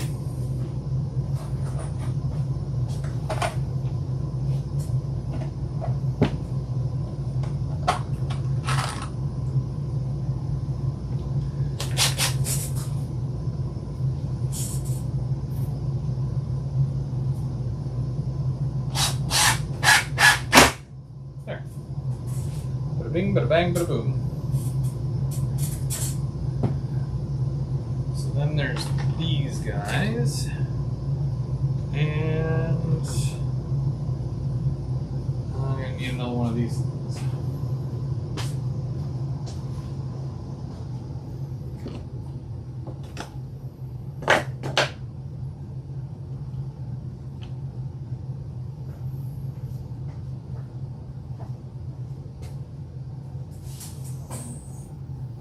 Well, here's a good question for you guys.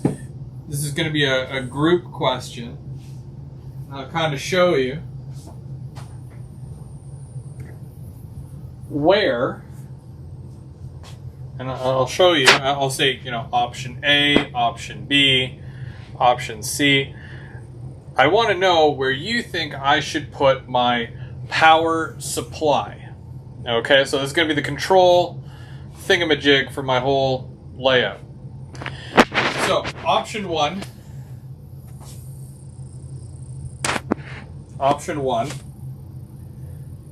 somewhere under here, like right in here, and this is right at the head of the yard. This is the top of the yard, right here. That's option one.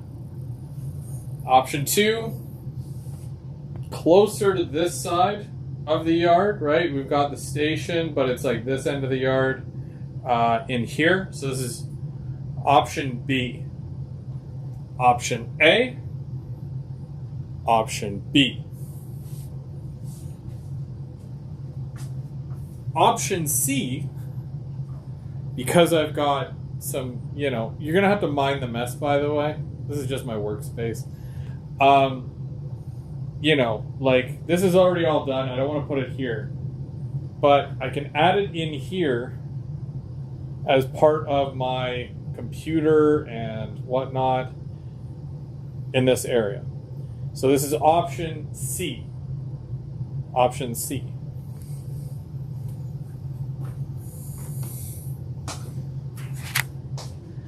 Coming in along here, I don't want to put it anywhere here because this is all going to be scenic. But I can put it right here, like this area, because this is all going to be covered up anyways, right? Like from here. So this is option D. Or like somewhere along here. We'll call that option E.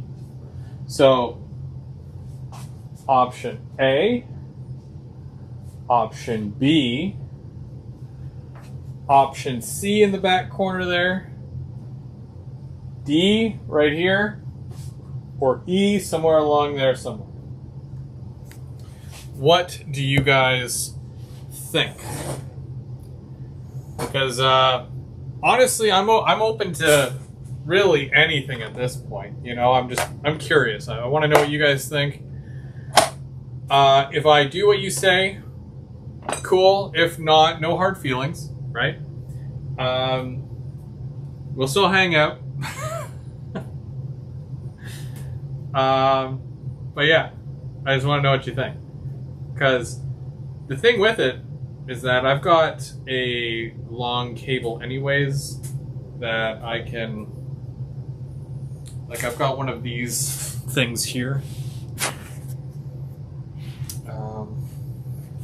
One of these, and I just run, I can run like 20 feet away from my power station, and I can use that as a plug-in as well.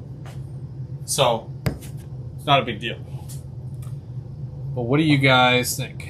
So Mike said option B. Okay.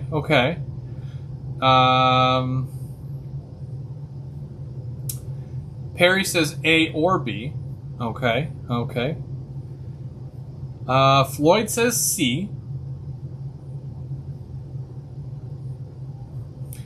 Robin says option A. And then I'm seeing... Oh, Robin gets 2 votes. Oh, Robin. And then we've got Timmy saying C. N-Scale Dystopia saying C. And John, being the odd one out, saying D. And yeah, it's such a tough call, right? So I'm cool with like most of that, anyways. I'm probably making a bigger deal about it than I probably should be, but I just really haven't decided. And then I'm gonna put it somewhere. I'm gonna be like, I knew I should have went with C. Because it's like, yeah, putting it in there, and like I work right there, so to be able to control the trains while I'm sitting there, I'll be like working away. Oh, here comes, gotta hit the bell, ding, ding, ding, and I'm sitting right there, right? Well ventilated area. And then, of course, I've got my wireless stuff as well. I've got wireless controllers. I got the LNWI. For the friends that come by, who don't have a controller or don't want to use my controller, they can use their phone. Yeah, I'm not picky. I'm definitely not picky. And then I can always run the cable. It's an RJ10. No, RJ12. It's an RJ12 cable, and I can run the RJ12 cable all the way from the hole in the wall down there up to here, and then put that on the end here? Huh? Yeah? Cool, right? I don't know. I'm thinking about it. There's a power supply right there, too. Which would be perfect for that. Damn, you guys are good. I was half joking about C, and then you guys said C, and I'm like, do I? I don't know.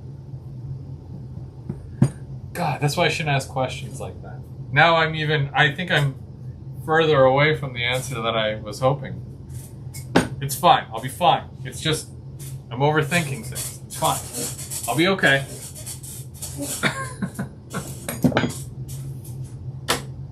Last one here to connect. I think most of these are... Yeah, they're all good.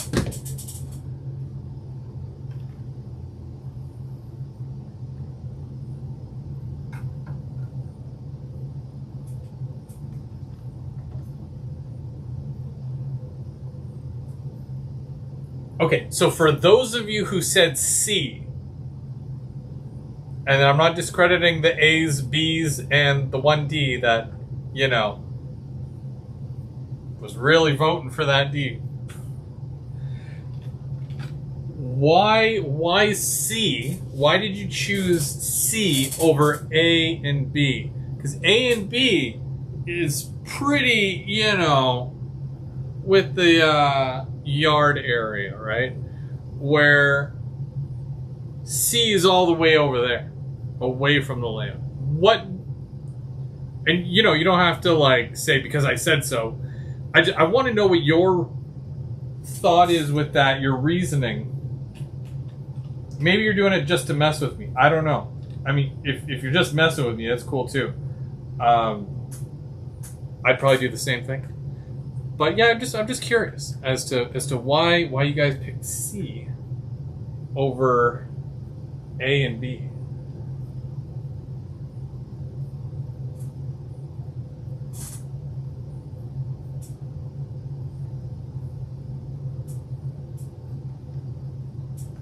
Because now I'm considering it. I was weighing between A and B. And then you guys said C. And I'm like, shoot, do I do C?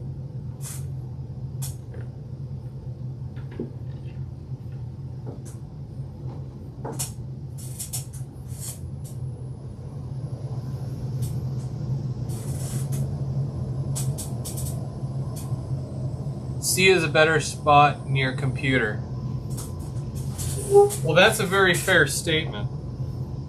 My computer, for what it's worth, is a piece of garbage. But that doesn't mean you're not right. Now, when I do the computer stuff, I normally use the ESU Lock Sound Programmer, which is completely separate from the layout. But that's where I do that stuff.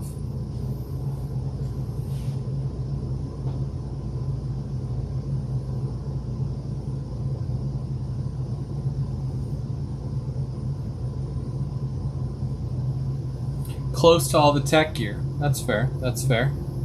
I would put it close to the entry of the room so that you don't have to go into the back and come back.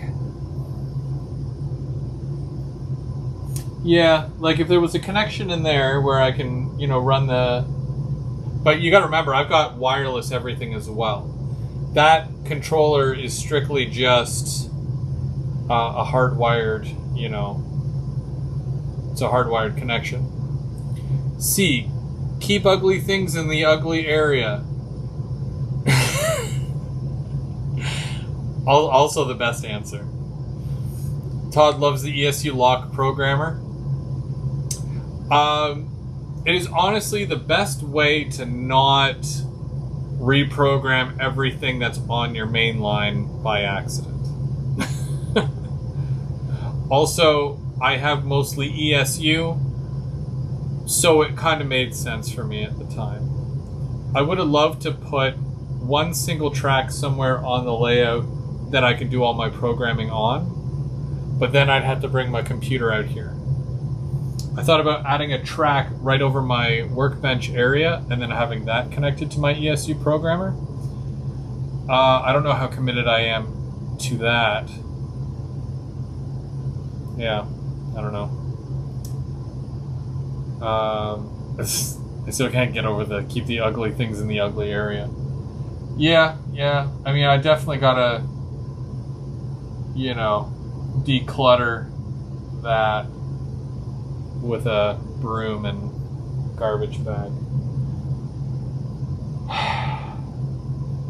Again, no matter how hard you try to keep the thing clean, it's like you're gonna make a mess again. What did I do with that wire? Oh yeah, here. I just need which one is longer and which one is shorter.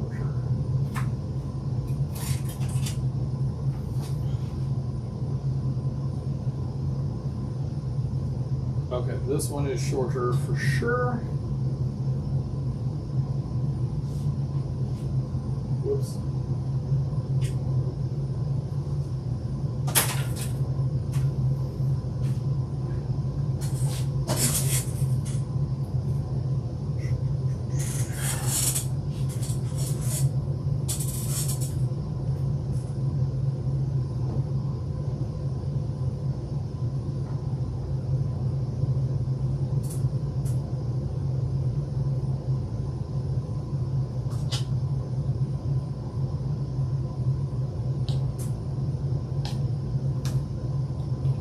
Make sure these are spun together.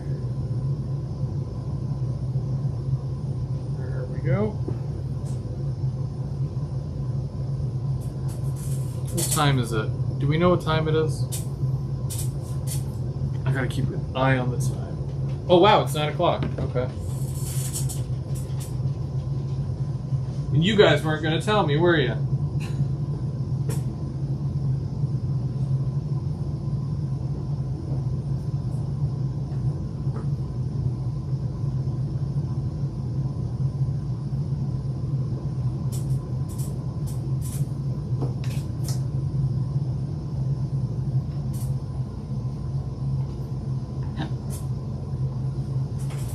Okay, so this goes in here, and then that goes there, and then I'll be able to snip this here.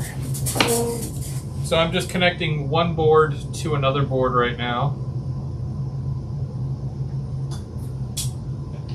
There's the wire slack.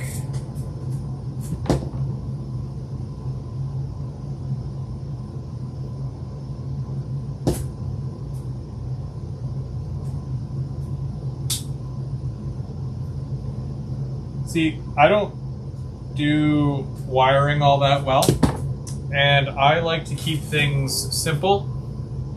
The old KISS method.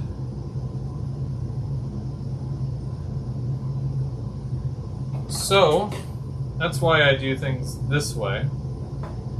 And so far, wiring-wise, like I haven't really had any issues, with electrical and layouts. So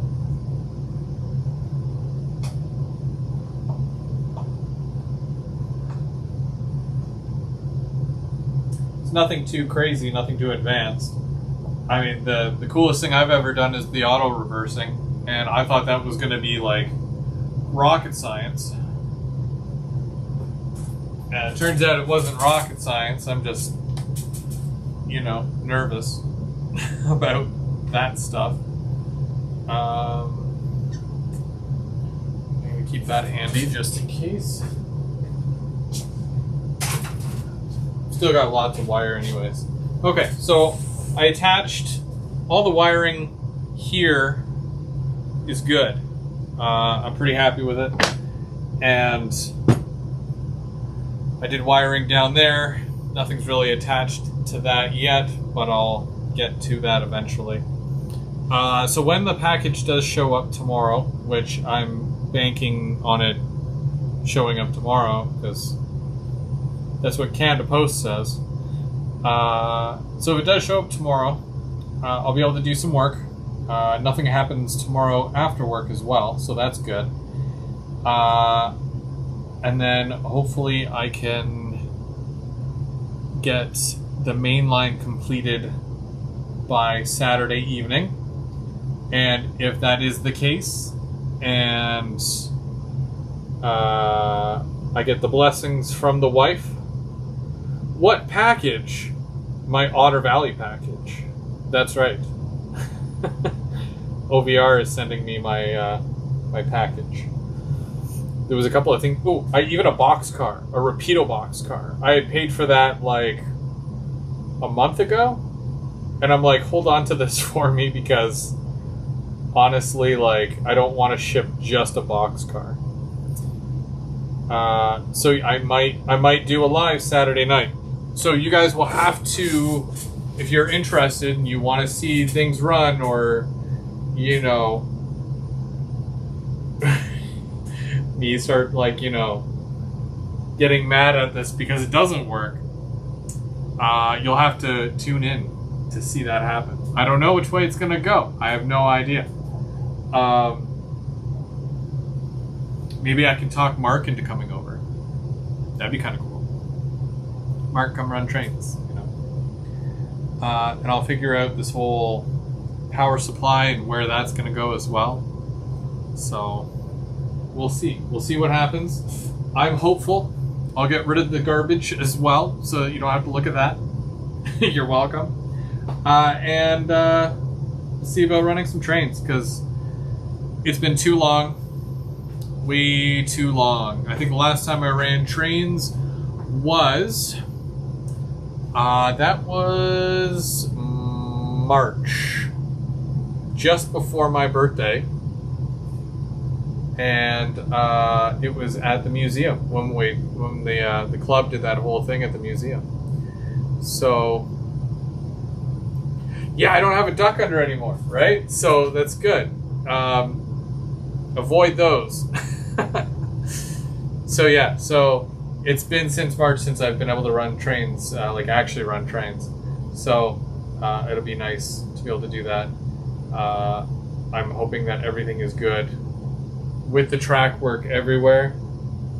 Hopefully. I know I've been like hammering stuff and drilling stuff, so I got to make sure that all the cars that are on the layout right now, that nothing has come off the rails, and that you know how like if something is derailed, it could cause a short, stuff like that. It does happen. These things do happen. So I got to go through all 100 and something of these cars that are here on the layout and make sure that everything is good. Have a great night, Chris. Loving the layout. Thank you. Also say hi to Steph. Looking forward to that live. Yes, I'm looking forward to it as well. I hope to see you there. Thanks for watching tonight. And of course, yeah, I'll say hi to Steph. And yeah, we'll do that. Yeah. And then hopefully I'll be able to get, more work done. I'd like to be able to get an industry in here. And I'd love to get back to doing the Saturday nights where I'm working on some kits.